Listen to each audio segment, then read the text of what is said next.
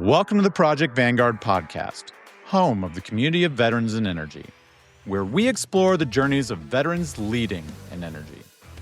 We're building American energy dominance through an all-the-above approach where energy security is national security. And our mission is to double the number of veterans working in the energy industry. I'm your host, Kevin Dauphin. Andy Davis lives the Ranger Creed. Rangers lead the way. He fought for 10 days on top of the Haditha Dam in Iraq, where he didn't just learn about energy security, he lived it. After Andy got out, he started a veterans nonprofit while he was in school before he got the public policy bug and then even ran for office. Eventually, Andy landed at New York State's grid operator, and he went on to spend 6 years touring and talking about hydroelectric dams for Brookfield Renewables. Now, he works in community engagement, helping energy messaging and energy jobs with communities at the local level, telling the story of the impact of these energy projects that they have on the economy, on jobs, and the national security message for these towns. We talk about how this idea of energy security went from geopolitics to the kitchen table for Andy, and what he tells veterans looking for their own way to get into the industry. Let's get into it. Andy, thanks for making time to be here today, man. Thanks for having me. I appreciate the chance to have a conversation. Oh, dude, it's going to be more than a conversation. It's going to be a boxing match. So, gear up. Great.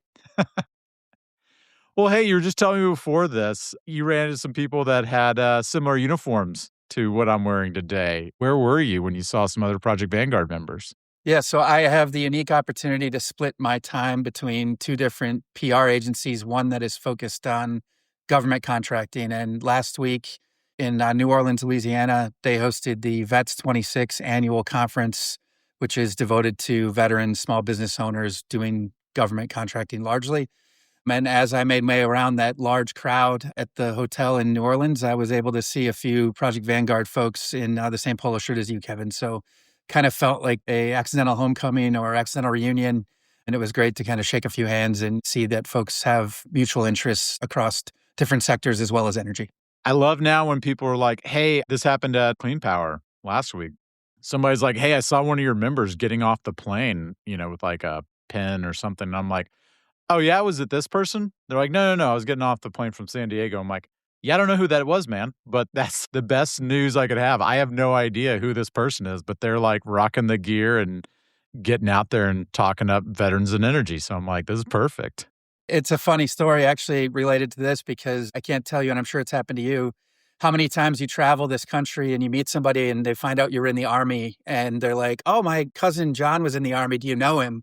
And you have to break it to them that you don't know all 1.4 million people in the Guard reserves and active duty. So yeah, it is great that somebody called that out, but it will be hard for you as your organization grows to remember every person that is here. So I will tell you, though, I always used to make fun of people. They'd be like, oh, my son's in the Army. Like, you must know him. I used to eviscerate people, like the stupidity and the naivete of thinking that I would happen to know someone given the numbers you just said. I ran into someone at an airport, and one time they said something. I'm like, I was in Iraq with that guy. You got to be kidding me. Like, what are the odds? I mean, I was on active duty at the time, so maybe it's a little bit tighter shot group. I mean, our new guy that just started to run Texas, Cress, turns out that one of the guys we work a bunch with at ACP, they were in the same Marine unit in Afghanistan at the same time. Wow. Well, it's interesting you say that. I coach baseball for my teenage son, and last year, or 2 years ago, I coached a team over the summer, and I didn't know the other coaches, met him the first time in the dugout, and I'm looking at this guy. He's got a KIA bracelet like I have, and we're kind of sniffing each other out, and we get to talking and find out that this is a West Point Army infantry officer who also is the CEO of a local solar company, who's also from Minnesota, where I grew up. So these mutual connections, we never served together, but all of these kind of separated connections. So you're right, that does happen as well. Yeah, I always have that feeling, but I've learned to discard that feeling if I'm like, hey, it's a guy with a grunt style shirt on. Like, oh yeah, I don't do that. Obviously, he was in the military, not cosplaying as veteran. Yeah, absolutely. Luckily, the bracelet usually does mean something, but your point's exactly on. Yeah. Or I just look for like very awkward or off-putting dark humor. And I'm like, I smell combat. Yeah, exactly. Well, Andy, talk to us a little bit more about what would you say you do these days? Yeah, so on paper, I'm what's called a client experience leader, but most people in the world might know that as a account manager for largely energy clients for a small land use focused PR firm that is nationwide, based in St. Louis, Missouri, but works across the country and a little bit in Canada. But our main role is we take on energy clients of all technologies.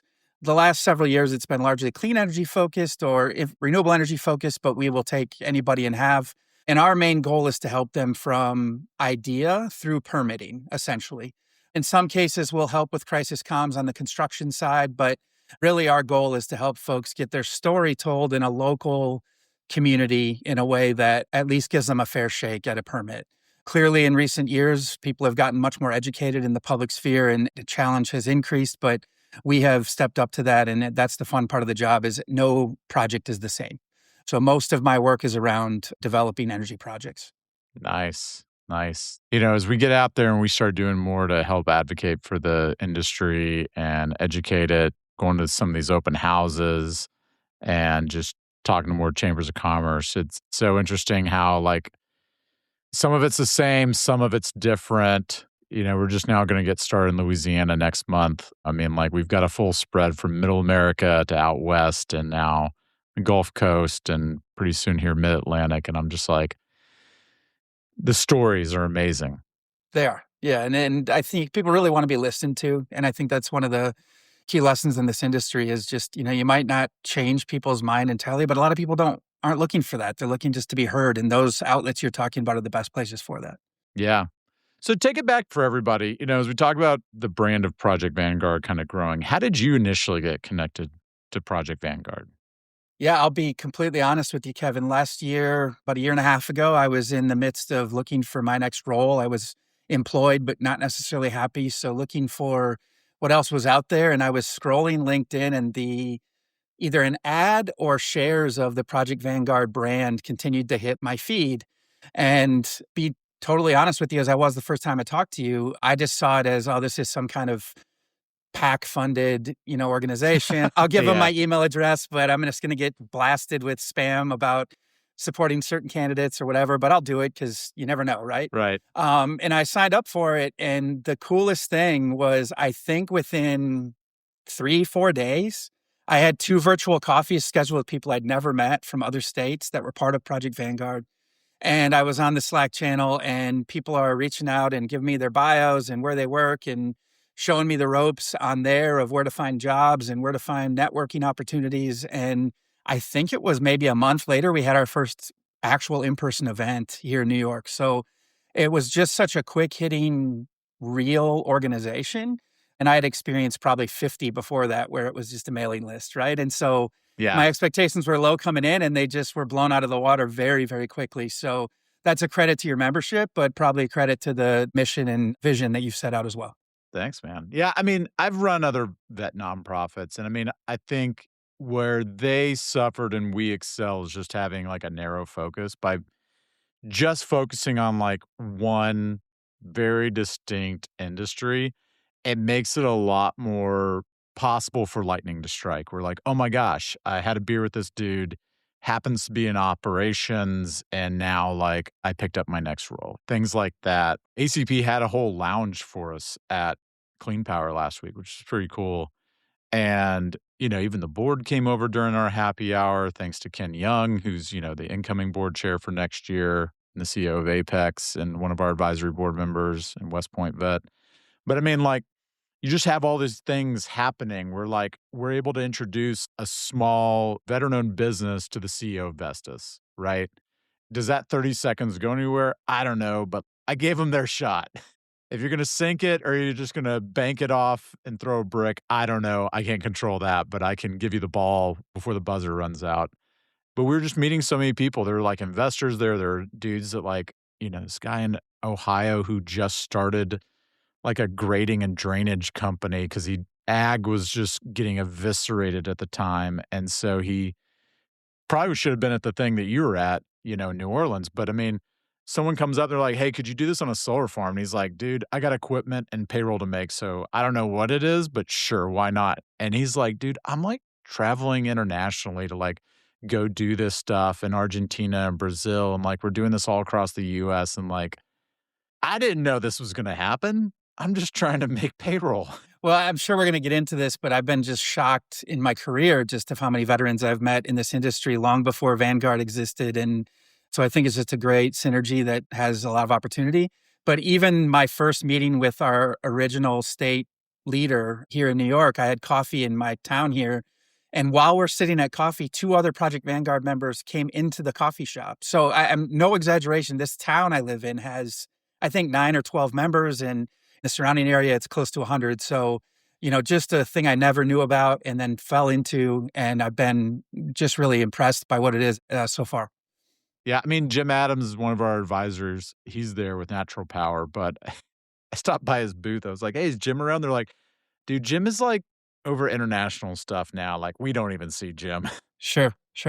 He's got so many responsibilities. I'm like, I hope he makes it back to Albany sometime. Yeah, absolutely. Well, so take me back, Andy. How did you get into the military? Like, what made you decide, like, this is what I want to do with my life, at least for now? Yeah, so I grew up in a small town in southern Minnesota, farm community, small college town. My dad was a small businessman. I worked for him growing up, and my family was in the dairy business. And I just always had kind of a pull to public service. My grandfather was the mayor of our town. My dad was always involved in the city council, and politics and policy were like a daily conversation in my house. And so I'm always kind of engaged in what the greater vision or mission was for a community. And then I got hooked on the old war movies. I'm watching World War II movies with my grandfather, and I saw Top Gun, and I originally wanted to fly fighter jets, and my eyes ended up failing me like many military people. I didn't have good enough vision to do that. So I started looking for what else was out there. I was going to go in the Marine Corps. Luckily, I didn't go down that road because I don't like eating crayons. But I ended up talking to an Army recruiter where they guaranteed me a Ranger contract, and I wanted to be in special operations. And while you weren't guaranteed to become a Ranger, that Ranger contract gave you the chance to try. And so I ended up joining under delayed enlistment a year before graduation and did all the stuff needed to get to that point. And 10 days after high school, took off and went to Fort Benning in the summertime, which for a kid from southern Minnesota going to the deep south for basic training was quite an eye-opener. But in the summer. Was that your first time in the South in the summer? I mean, I'd been to Florida with my family and stuff, but I'd never gone like... There's no beaches. No. Fort Benning. No. So the daily kind of monsoon plus the heat that comes after and all of that. And all of my training was in a row. So it was, basic, airborne, 11 Charlie school or mortar school, and then on to the regiment, and later on back at Fort Benning, or stayed at Fort Benning for Ranger school and all that. So ended up being my home for most of my military career. In fact, 95% of it. So that's the story. But it was really just a constant draw to wanting to do something bigger, combine that with rebelling against the normal path of college right away, and then just kind of that family connection to serve my family. I had many family members who served before me as well. So what years were you in? I was in 99 to 04. Okay. Oof. So did you catch the invasion? I did. I caught both invasions, actually. So I'm one of the unique people that has a mustard stain. So I parachuted into Iraq on the night of the invasion. And I was one of the first ground troops in Afghanistan as well, under a QRF force with special operations. Okay, hold on. I did not know that you had a mustard parachute. So go back. What was that like? Because I have to admit, I talk a lot of shit. Because I've just always heard like the tanks had to come in, secure the area, the drop was in, someone else had to bring your trucks in. Like, what really happened? Yeah, so I jumped into an airfield called H1 in northwestern Iraq. We were staged in Saudi at actually an air base that the Bin Laden family built. So interesting. We're staging and getting ready. And at one point, the mission was BIOP. And they told us there would be, so Baghdad International Airport, they told us there would be significant casualties in the typical kind of Ranger way. We all like looked left and right and said, sucks to be you, right? I'm going to be fine. And then kind of last minute, the mission changed. And we headed up to H1 on a low flying flight, obviously mapping the earth, and parachuted in to an airfield that the runway had been filled with old artillery, tank pieces, et cetera. So our job was to jump in with engineers, Coincidentally, one of their big loaders burned in, so we only had one piece of equipment, a lot of manual labor, and we cleared the runway before backup stuff came in. But yeah, combat jump into H1, and then later on, a pretty significant mission that we'll probably get into because it's energy focused in northern Iraq that I was involved in right after that. Oh, that's wild, man. Yeah. That's interesting. Okay, yeah, no, the stories I'd always heard were like, we came out of Italy, we just kind of dropped in, we got in trucks, and we drove off, and, we all got our badges. The 173rd did that, and they were north of us in Kurdish territory, but we were a little bit south. There was a little bit of resistance, cleared the airport, and then obviously had to clean up for about a day before we moved on to the next mission. But I, just out of a funny side of this, Kevin, I'm not a small individual. I was certainly not small in the military, and I jumped mortars. So for me, you hit the ground like a lawn dart, I think 23 feet per second for a normal sized person. And I'm not that. And, you come in hard and you just kind of look around and you thank the Lord that you're there after you go to the bathroom, and then you move on. But quite an experience. Yeah, no, I'm a 5-jump chump. So, that was me proving I could do something that I'm terrified of heights. So I was like, I just want to be able to say I could do this. I did in no way want to go to an airborne unit. And with somebody I was talking to, they're like, oh, yeah, you jump at 10,000 feet. And you just kind of float and you get to get this great perspective. I'm like, oh, that's interesting. We were jumping at 300 to 500 feet. I think this was a 950 or 1,000-foot jump. So you hit the ground quick. And like I said, you don't know what's going to be there. So you jump right into action as quick as possible. Yeah, man. So take me to this other project you had going on, or this other mission up north with the energy. What was that? Yeah, so we got in vehicles and we drove in pitch black by the light of chem lights hanging from a Humvee through the desert to the Haditha Dam. The Haditha Dam is one of the largest I've been there. Energy generating facilities in Iraq. Yeah. And it was rumored, or there was intel that showed that it was going to be blown to flood the Euphrates floodplain and keep our troops out of Iraq. So our job was to go seize that thing. We rolled up on it in an early morning dawn raid and met resistance for 10 days. We were in a firefight for 10 days on the top of the dam, substations below. My mortar crews were blowing up the substation, so direct energy transmission related. But at the end of that mission, a helicopter landed with the maybe meekest person I've ever seen in a combat zone in body armor, who was a engineer who was brought in just to try to get that thing operating again. And as we cleared that dam, I realized that we were on a power generating structure. I had a lot of exposure to dams, but later on in my career, my second energy job was for one of the largest private dam owners in the world. And I spent about 6 years giving people tours of hydroelectric dams, talking about them. And I always got to go back to this story where I was on top of a very large one, getting enemy fire for a significant amount of time. And that was my first exposure to it. Man, that's funny. We cleared the Haditha Dam and the surrounding area, and that was 7. And it's always so funny how so many times have we gone back to redo work that we've already done.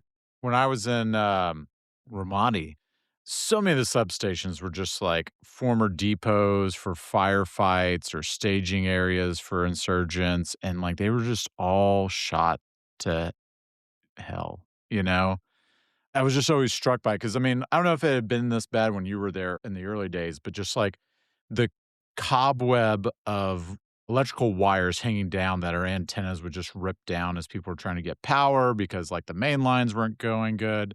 So somebody would have a generator and it would power 10 homes in a little area, but they just run these little wires and they were just hanging down so low our antennas would always get them, especially once you started getting the up armors or an NRAP. And it was a mess, and I felt bad because you're just eviscerating these distribution lines. But the infrastructure there, the energy scarcity, the energy insecurity was just in your face. Yeah, it's funny, Kevin, because 2 things stick out to me from that. A lot of things, but 2 energy focus stick out to me. One was after the battle kind of settled down after day 7 or 8 or so, guys would kind of bathe in the reservoir behind the dam, kind of jump in quick, get cooled off. And I spent the entirety of my time at Brookfield Renewable educating people on the dangers of water near dams. So kind of full circle item.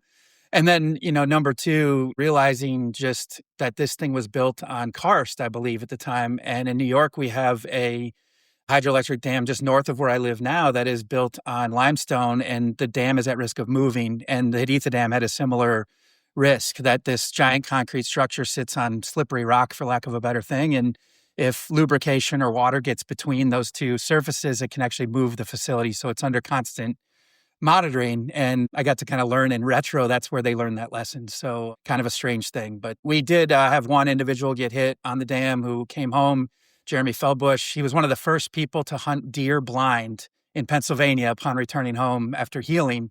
So he made it. But again, we're on top of this hydroelectric structure taking rounds, and he unfortunately got hit. But, these things are just a strange full circle moment as I found myself walking across hydroelectric dams, 20 years later. Yeah, I don't know if you ever had this moment, like even going in, I knew that like, hey, a lot of this is like securing oil and gas interests, the Middle East, supply chain, blah, blah, blah, blah. But I just never thought at the time until, the power's out, you're running gas runs, you're trying to power your radios, just different stuff. Power's so ubiquitous in America, and you don't even think about what it's like if you don't have it. I mean, aside from if you go camping or something like that, but like you don't think of how much of the modern world is just foundationally brick number one is energy. Yeah, that's absolutely true. And I think the other thing you would have never caught me doing in service that I'll definitely do now is just that shout out to those logistics folks. Like I would never, honor their service necessarily in the military because you know how it is. But now to think back, just the fact that you can move a tent city with air conditioning and food and whatever else around the world as quickly as possible and be relatively comfortable is such a shout out to those guys and gals that do that work every day. So Yeah, I mean, I remember my battalion commander always saying, like a real infantryman has a good exfil plan. Everybody wants to talk about actions on the objective. How are we going to raid it? How are we going to infill? It's like, yeah, how do you get out? It's like the boring part after the action, but like that's the PhD. Like, what do you do after? What are the logistics? Where are the trucks? Da, da, da, da, da, da, da. And that's where I guess as we get older and we have to be responsible. absolutely. And I think on that tour in particular, we were in mop gear almost the entire time because we didn't know what we were going into and it was 1,000,000,000 degrees. And I remember, I don't think we bathed for 45 or 50 days and baby wipes. And I remember getting back to an actual base and getting to take a shower and just, again, being thankful that there are people whose job it is to make sure this can happen. And then, obviously coming home to the US and taking about 45 showers in the first 3 days. An interesting observation is that they can move that power, as you said, but also all of those logistical resources to make it all work together. Yeah. Well, so what was it like when you did get out? You've done a lot of different things. I mean, you've worked on staff in the public sector. Like you mentioned, you work with Brookfield. Now you're doing a lot of like this comms, community engagement stuff for different clients. Like, how did you get into all this?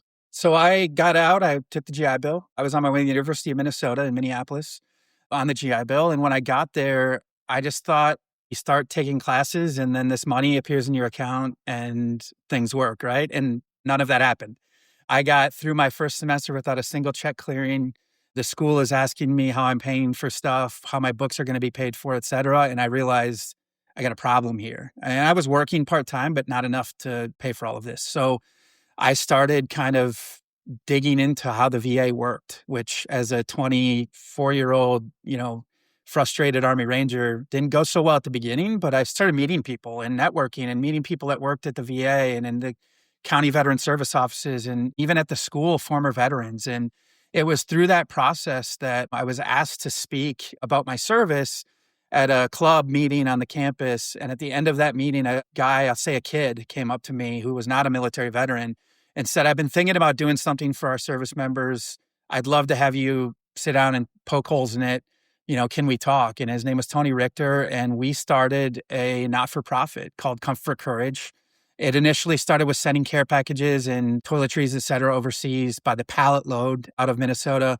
And then eventually in talking to a assistant athletic director at the school who was a Vietnam veteran, realized that there used to be college veterans reintegration centers on campus, or at least gathering spots where guys and gals could get together. They weren't there anymore. And he floated the idea about, what if I found you the space on campus? Could you get this together? And through fundraising of our nonprofit and through awareness with politicians and through this gentleman at the University of Minnesota, we opened a first of its kind Veterans Transition Center under our not-for-profit name, furnished it with donations, computer, all that kind of stuff. So people could look for classes and jobs. And all of a sudden, it just became a gathering point. And that model got picked up around the upper Midwest is something that people wanted to hear about. So I started traveling around in my own time and educating schools on how to do it. And it became almost a full-time job in that process. But through that, I realized like there was no real government help to do that kind of work. There was a lot of other stuff. And in doing that, I decided to get involved in policy. And eventually it turned out in me doing an internship with the U.S. Senate as a 3-time combat veteran, 25-year-old. So interesting internship compared to the rest. But then later deciding to run for office. So in 2006, I ran for office in my home district for the House of Representatives in Minnesota, ran a campaign over the course of 9 months and lost narrowly. But I ran it on veterans reintegration, on changing tax policy for retirees in Minnesota, et cetera, et cetera. So I really got a deep dive on policy. I translated that not-for-profit, I guess all of this to say, into how can I make a difference at the policy level? And I tried to do that. And then later on became a staffer, as you said. But that was kind of the beginning of that career, really just looking for the leak in the dam, to go back to the dam thing and kind of stick a thumb in it and look for the next one. And through that, I met many people and so many people that wanted to help but didn't know how, and just became sort of a gathering point or a Rolodex for those people and started connecting dots. And I think that theme persists through my career today, almost 26 years later. So just that find the right people and find a way to make them work together is really just the theme. And that's what I did back then. Nice, man. So many things come up from that. Like when you ran, was there any thought of like discussing energy security?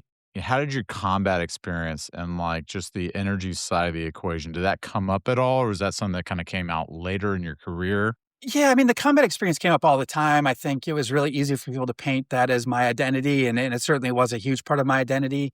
But I think that experience itself and my feeling always that nothing is really that bad unless people are shooting at us allowed me to sort of enter into tough debates, into tough policy discussions. And it came from anything to social policy, to energy, to veterans benefits, to the environment. And I ran as a Republican at that time and, certainly had most of my policy issues were on the right, center right. And on top of that, I didn't really have a lot of experience on the social side of things. So for me, I was really just focused on bread and butter, economic kind of issues, jobs, et cetera. And one thing I really pushed back then, Kevin, was just the push for technical colleges to continue to get funding and attention, because I saw that there was going to continue to be a need for folks to work on wind turbines, work on solar farms, work on gas turbines, et cetera, because they were at that point really being built up around the upper Midwest.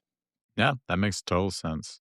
Well, so, as you talk about that, like what is your advice for veterans that want to get into the energy industry? Yeah, I think first and foremost, and I hate to go back to this, but networking is absolutely crucial. Like, don't close your eyes or your mind to industries that you might not be thinking about. I was never focused on working in energy back at the time we're talking about, or as a child or a teenager or anything, or even the military.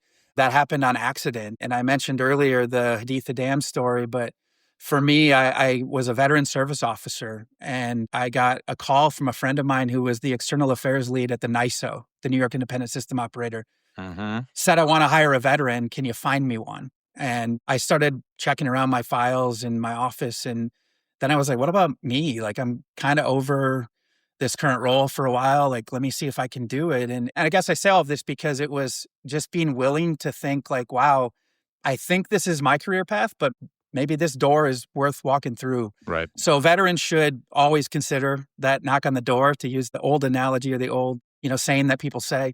That's the first advice I would give. The second would be like, just like you did in the military, don't be scared to take a deep dive on something that makes you uncomfortable. And that is energy. It is anytime I think I have something figured out, a new policy comes down or a new report from one of the RTOs comes out and I go, oh my God, I've got to read this 5 times. I don't even know what this says, right? And so being willing to understand those things is a big piece. But really just that being willing to network, shake hands, have a coffee, have a beer, hear people out. That's the biggest thing.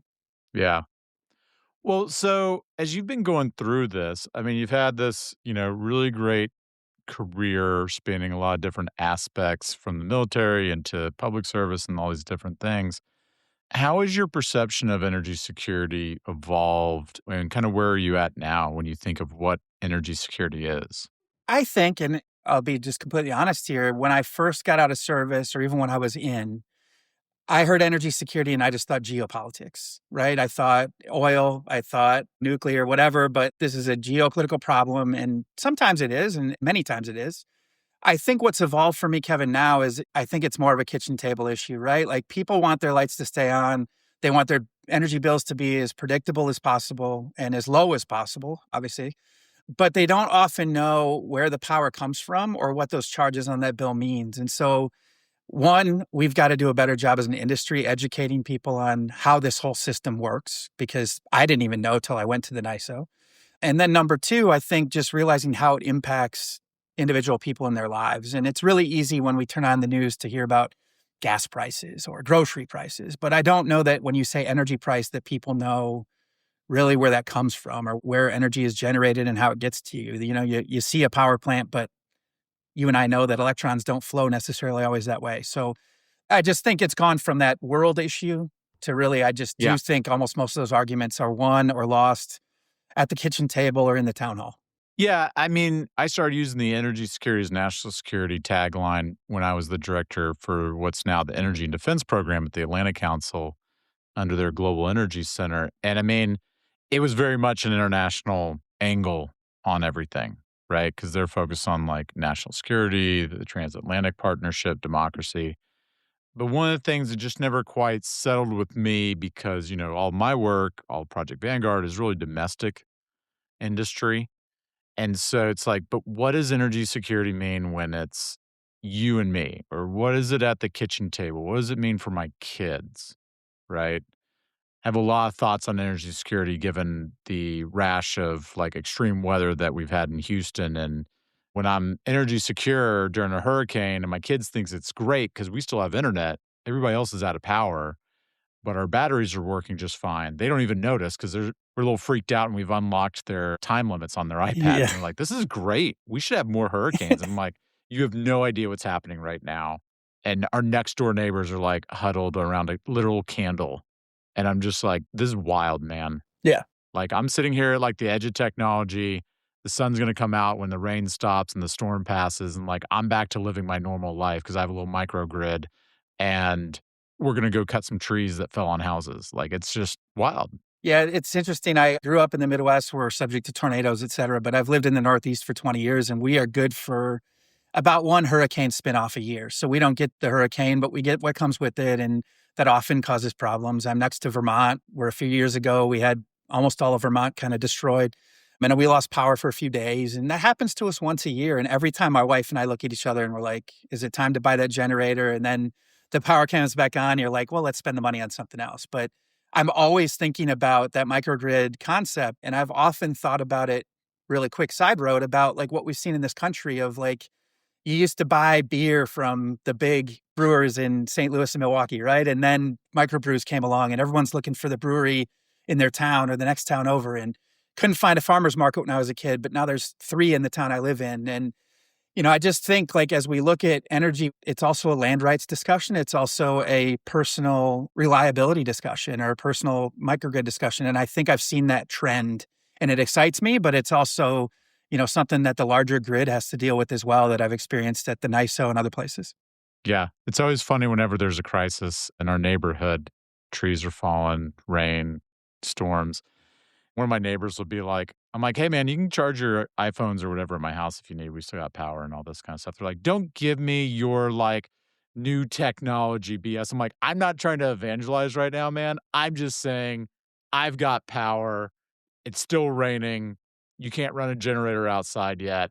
Come over if you want to enjoy. Absolutely. The selling point is that it works. Absolutely. Well, Andy, thank you so much for making time today, man. One thing, I guess, before we do go, I do want to spotlight your service and coming in and not just like your military service, but now as we grow Project Vanguard, you coming in after our initial cohort, and we do rolling applications for the community leaders for anybody listening. So that's always there on our website. But like, what made you stand up and want to do the community leader program? You're a busy guy. You got a lot on your plate. You're doing a lot of things. Why be a part of Project Vanguard as a community leader versus just you got some stuff out of it I was looking for something a year and a half ago. I got it. I'm good. Why raise your hand? Yeah, I think it's two things. I mean, one, there's a built-in camaraderie or brotherhood, sisterhood, as you want to call it, that I've experienced in a few in-person events with this organization that impressed me before I applied. And then I think number two, it's just, I'm not a big destiny guy, Kevin, but I realize like I have the privilege of having this career that almost through accident exposed me to veterans benefits and veterans policy, but also exposed me to energy policy, energy career, and a lot of great people. And why the hell can't I combine those two things and help even just one person? And I know it's the age old cliche, but you help just one person and you've helped a lot. And I think if I can help one person find a new career that makes them fulfilled and successful, or if I can educate somebody on what veterans do in this industry or what this industry provides them, we've made some difference. And for me, just like public service, just like, helping veterans in the past or being one myself, I think we all owe our country and our communities something even after our service is done. It never ends. And so this is just another chance to kind of lazily, in some ways, combine two passions of mine into one and help somebody. I get it. Somebody was like, do you like your job? I'm like, I mean, I get to hang out with other vets that give a shit and don't just give a shit, but then go get shit done. This is great. I get to hang out with friends. It isn't my high school friends going out to the World Cup, which I'm super excited about later this month, but I get to hang out with really good people. So it's not a bad place to be doing your work. Yeah, and I will just add, and whether it makes it or not, I remember the first community leader introduction you did for me on our call across the organization, maybe 2 months ago. During that call, I probably had 5, 6 LinkedIn, requests come through, and I sent 5 or 6 out as I met people, talked to them on this large call. But I got 2 phone calls out of that after his introductions, and one of them was a gentleman from Project Vanguard who sits in Minnesota. He's an ops guy in the wind business. And I was able to connect him to a veteran leader from my past in Minnesota that I haven't talked to in 17 years. And it rekindled the relationship for me. But I hope they get to go on and do things together. And Yeah. I just think an organization like this, with the reach you have built, combined with the passion that the folks have in it, allows us a chance to sort of make connections and grow in a way that not everywhere gets to do. And it's just a cool opportunity. Thanks, man. Well, there you have it. Andy Davis explaining how this is your community. If you're listening or watching, it's yours to take advantage of. We just kind of get to be here and grab the beers and put them out for everybody. Absolutely. Thanks, Kevin. Well, thanks, Andy. Thank you, sir. Appreciate it. Thanks for tuning into the Project Vanguard podcast. If this episode sparked something for you, share it with someone who's ready to think differently, whether it's about an all-the-above energy approach, how energy security is national security, or the veteran workforce in our industry. If you believe what we're building, a quick review goes a long way. You can do that wherever you get your podcasts. And until next time, keep up the fire.